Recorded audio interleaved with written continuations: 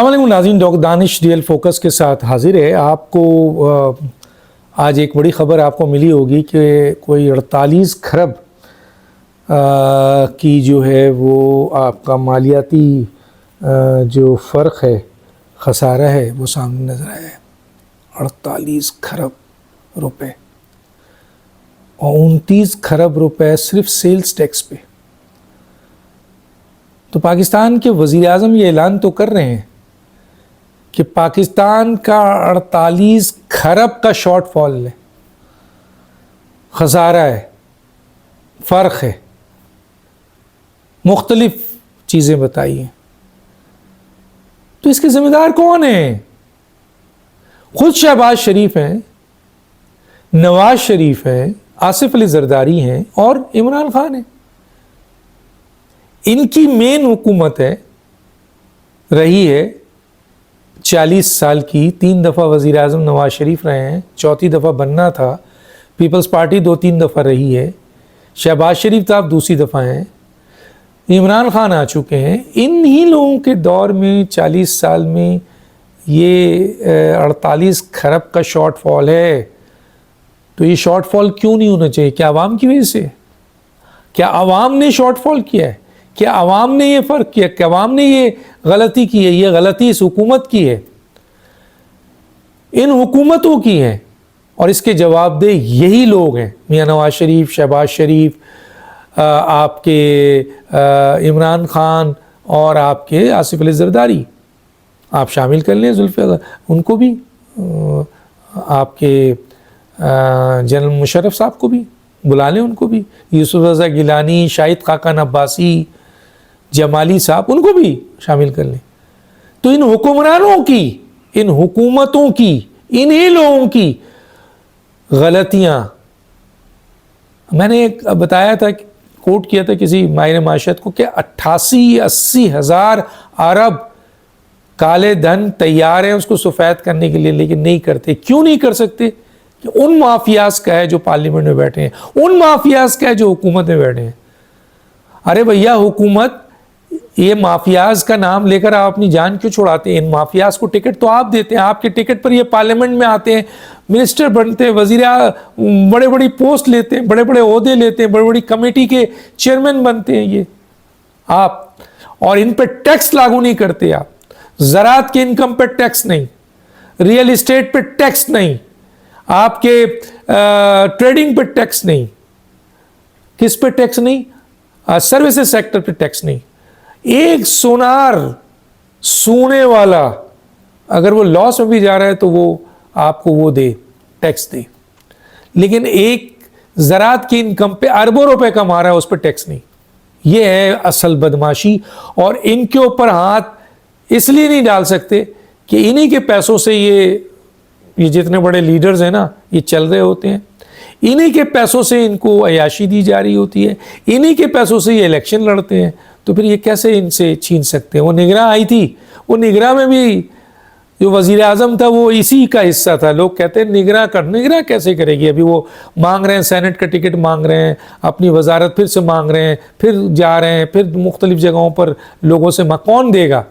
Establishment देगी या ये माफियाज देंगे?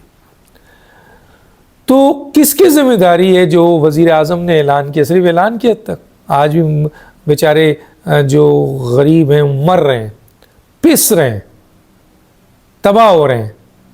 गुर्बत हो, महंगाई हो, अब देखना पेट्रोलियम पे वो टैक्स, पेट्रोलियम के मद में भी जो स्मगलिंग और आपके जो चोरी है, और मैं बहुत डिटेल में बात कर सकता हूँ। तो इसके असल बस 2 बात, अगर 48 खरब है तो उसके ज़िम्मेदार कौन है? हुकूमत है या आवाम है? आवाम है तो पकड़ लें आवाम को। और अगर ये हुकूमतें हैं तो इनको क्या, इनका मुंह है कि ये सिर्फ ऐलान करें? और आर्मी चीफ साहब और chief justice of Pakistan, army chief special investment facilitation councils, अब आपकी जिम्मेदारी आपके सामने आ गया है।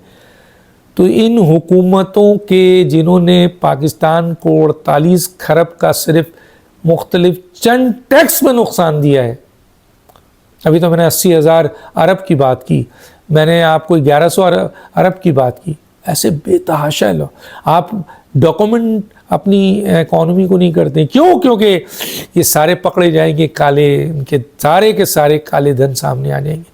आप नहीं होने देते आपको, और आप ये हुकूमतें कर नहीं सकती। मैं पहले ही बता चुका हूँ कि ये हुकूमतें इनके इस माफिया के पैसों पे चलती है, टुकड़ों पे चलती है।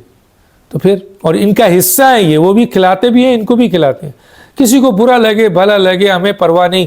हम किसी पार्टी के हवाले से नहीं है, हम तो एक जनरल बात कर रहे हैं। इस वक्त जालिम और मजलूम की बात कर रहे हैं। मजलूम पाकिस्तान की अवाम हमेशा है और जालिम ये हुकूमतें रही हैं। और इन हुकूमतों को अगर इल्ज़ाम ये माफियाज के देते हैं तो इनको टिकट कौन देता है? इनको पार्लियामेंट में कौन लाता है? इनको वजीर और बड़े बड़े अहम ओहदे कौन देता है? यही, और क्यों देते हैं ये भी सामने आ गया। अब इक़्तिसादी राब्ता कमेटी के हवाले से बड़ी लड़ाई सामने आ गई है। आखिर वज़ीर आज़म को, वज़ीर आज़म जो अपने आप को इस्टेब्लिशमेंट का 30 साल से रिश्तेदार कहते हैं, लेकिन कब तक इस्टेब्लिशमेंट आपकी सिर्फ इन बातों को मानेगी? वो कहेगी कारकर्दगी दिखाओ। PMLN तो फंस चुकी है, पीपल्स पार्टी ने उसको शेर को पिंजरे में बंद करके चाबी ले ली है, चाबी अपने पास रखी है, गले पे आपके इस्टेब्लिशमेंट खड़ी है, काम करके दो। इनके अपने काबीना के लोग शदीद इख्तलाफ में हैं कि हमने सिर्फ अकेले ये हुकूमत क्यों ली। शहबाज शरीफ साहब चंद और PMLN के सीनियर लीडर जिनको प्रोटोकॉल का शौक़ है वज़ीर आज़म की तरह, वो तो कर रहे हैं, लेकिन इसका नुकसान क्या होगा? 16 महीने की PDM की हुकूमत थी, उस वक्त नुकसान PMLN के कहते हैं क्योंकि वज़ीर आज़म हमारा था तो बराह रास्त हमें पहुंचा। तो ये तो आपका वज़ीर आज़म है, आपकी काबीना, आपका क्या असर होगा? इस मुख्तलिफ चैलेंजेस को आप सॉल्व नहीं कर सके तो आर या पार करें। ये अगर हुकूमत ये काम कर देगी ना, निगरान हुकूमत था, निगरान हुकूमत भी हज़रत के साथ कुछ नहीं किया उसने। मईशत खोखली पड़ी हुई है। स्पेशल इन्वेस्टमेंट फैसिलिटेशन काउंसिल में आपके सितंबर से फरवरी तक लॉसेस हैं, बड़ी बातें हैं। तो अब कहने का मतलब ये है कि इक़्तिसादी राब्ता कमेटी चेयरमैन शहबाज शरीफ भाग गए उससे और वज़ीर ख़जाना को दे दी। लोग कह रहे हैं ये तो नॉन इलेक्टेड है। भाई इलेक्टेड नॉन इलेक्टेड थोड़े, वज़ीर ख़जाना बन चुके हैं, अगर नॉन इलेक्टेड हैं तो जब वो बन चुके हैं तो फिर आप ये सवाल क्यों उठा रहे हैं? वज़ीर दाखिला नॉन इलेक्टेड हैं। चलिए मैं किसके कहने पे आए? शहबाज शरीफ लाए? हमें खुद बताते हैं आपके PMLN के लोग कि जनाब शहबाज शरीफ के पास पावर ही नहीं है काम करने की। तो पावर नहीं है तो वज़ीर आज़म क्यों बने हुए भाई? क्या नुकसान होगा PMLN को? आइंदा पंजाब से बाहर हो रही है, 17 सीटें मिली, 20 सीटें मैं नहीं कहता, खुद PMLN के मिनिस्टर हैं, नाम है मेरे पास उनके, जिन्होंने ये कहा है कि हम तो इतनी सीटें जीते हैं, बाकी इस्टेब्लिशमेंट की मेहरबानी है, हमने हुकूमत ले ली है और हुकूमत अकेले बनाई है, पीपल्स पार्टी ने घुमा के हमारे ऊपर मार दिया और हम अब इतने बड़े बड़े चैलेंजेस को अकेले कैसे करें? बड़े अख्तलाफात हैं काबीना में विद वज़ीर आज़म, पार्टी में विद वज़ीर आज़म। अब सवाल ये पैदा होता है कि ये जो हालात है इसके ऊपर अब क्या करेंगे?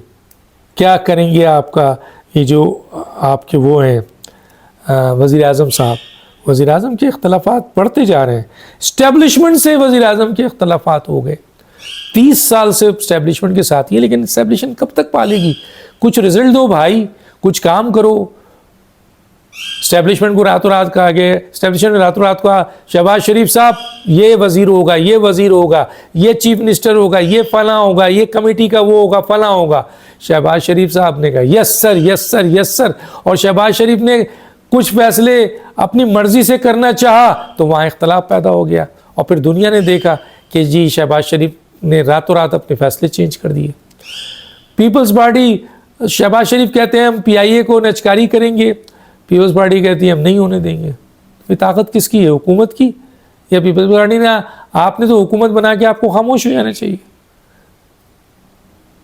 बड़े नुकसानात, बड़े इख्तलाफात खुलकर अब सामने आएंगे और अगर वाकई army chief justice of Pakistan और इस मौजूदा हुकूमत ने ये फैसला कर लिया ख़ास तौर पे अस्करी क़यादत ने कि 48 खरब का हिसाब लो, रियल इस्टेट पे लगाओ, ज़राअत की इनकम पे लगाओ, ट्रेडिंग पे लगाओ, सर्विसेज पे लगाओ, फाइलर एंड नॉन फाइलर का फ़र्क ख़त्म करो, डॉक्यूमेंटेशन करो, और जो काला धन है उसको उस काले धन वालों को पकड़ो, जो असासे जिनके यहाँ मौजूद हैं और जिनका नाम लिस्ट भी मौजूद है उनको पकड़ो। और अदालतों में भी सुनना है कई टैक्स जो तकरीबन 2000 अरब के बारे में कहा गया है वज़ीर कानून ने कि अदालतों ने स्टे दिया हुआ इन माफियाज को।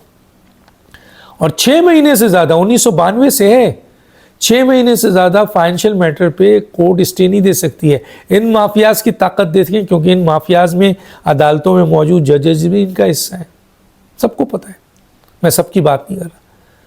तो वो स्टे दे देते हैं। अभी ये 1992 से स्टे है और फाइनेंशियल मैटर में 6 महीने, और आज 2024 है, और इस तरह 2000 अरब पाकिस्तान की हुकूमत को मिल सकता है। क्या होगा, इंतज़ार कीजिए। डॉक्टर दानिश को याद दीजिए। अल्लाह हाफिज़।